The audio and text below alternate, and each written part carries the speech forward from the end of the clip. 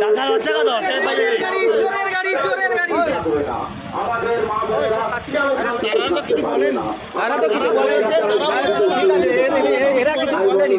আমি আপনাদের কাছে বিশেষ করে অনুরোধ করবো, আপনারা এগিয়ে আসুন।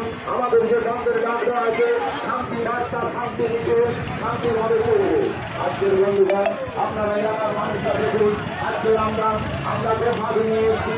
আমরা কোনো চাই না হিংসা, আমরা চাই জনগণের আন্দোলন, আমরা চাই সত্যিকারে যারা আজকে দেখুন আমাদের যে ডাক্তার কাছে মারা হয়েছে সমস্ত